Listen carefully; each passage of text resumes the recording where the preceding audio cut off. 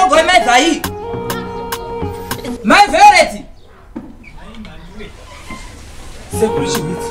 Handidi zvokuisekuru pano.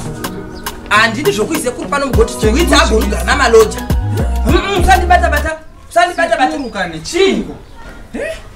Ko kusuta suta. Waita mai Violet. Asi uchiona ndavi yako kunokera kuseni kurai pane nyaya. Nyaya yako iwe kuti unovata uchidza usiku sedhongi riri mumashanga.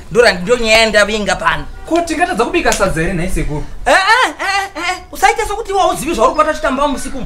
Handiti uri kubata uchichemerera usiku mumba kudarika Melendrood. Unobata uchichema kuita sokuti wauzi Melendrood.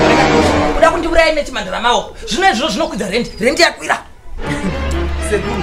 Ndadopedza newe. Deposit ndakabvisa. Ndati rendi yakwira.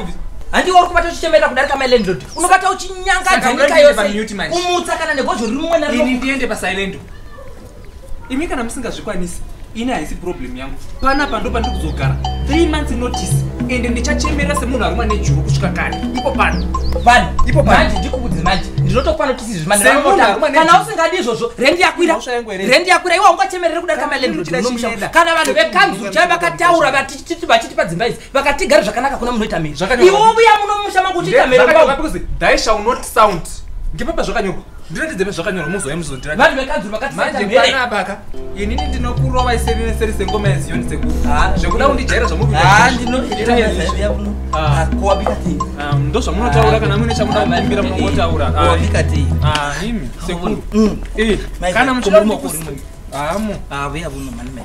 Ndo asi hakuna range. Vuya vuno kamuruma kwasi.